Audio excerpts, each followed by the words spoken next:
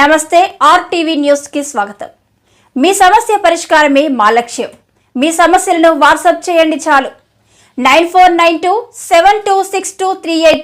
మా వార్తలు మీకు నచ్చినట్లయితే లైక్ చేయండి, షేర్ చేయండి, సబ్స్క్రైబ్ చేయడం మాత్రం మర్చిపోకండి. అందుకే మీరు ఒకసారి చూస్తే ఎన్నికలు మొత్తం సెట్ అయింది, నామినేషన్స్ వేసాం, ముందుకెళ్ళాం.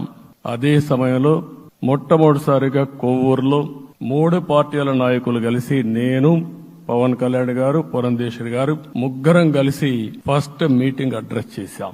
అక్కడి నుంచి 6 జిల్లాల్లో మేమిద్దరం కలిసి తిరిగాం. బీజేపీ నాయకులు కలిసి వచ్చారు.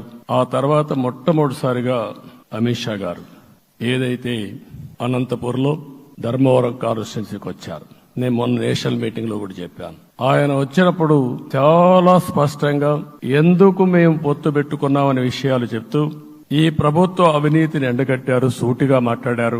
ఆ ఒక్క మీటింగ్ తో రాష్ట్రం మొత్తం ఒక నమ్మకం వచ్చింది.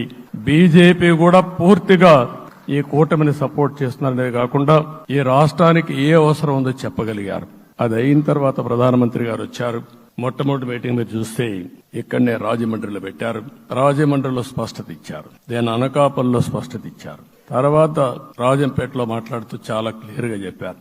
ఇదే విజయవాడకు వచ్చినప్పుడు రోడ్ షో పెడితే నా జీవితంలో ఎప్పుడూ చూడలేదు, ప్రధానమంత్రి గారు కూడా అదే చెప్పారు. బ్రహ్మాండమైన రోడ్ షో విజయవాడలో జరిగిందని ప్రధానమంత్రి గారు కూడా అభినందించే పరిస్థితికి వచ్చారు. ఇవన్నీ కలయికే మన విజయం. ఈ విషయం మనం గుర్తుపెట్టుకోవాల్సిన అవసరం ఉంది. పరిపాలించినటువంటి వ్యక్తి యొక్క ప్రవర్తన చూసిన తర్వాత ఇలాంటి వ్యక్తి పాలనకు పనికిరాడనే ఉద్దేశంతో ఓట్లు చేసే పరిస్థితికి వచ్చారు. ఇది నా ఉద్దేశ ప్రకారం ఒక కేస్ స్టడీ అవుతుంది. మనందరం కానీ జాగ్రత్తగా ఆలోచిస్తే. కానీ మనం కూడా అదే విధంగా కక్ష తీర్చుకోవాలి అని కానీ మనం ముందుకు పోతే మనకు కూడా సమస్య వస్తుంది. అదే సమయంలో ఒకటే చెప్తున్నా, తప్పు చేసిన వాడిని క్షమించి పూర్తిగా వదిలిపెడితే కూడా మళ్ళా అలవాటుగా మారుతుంది.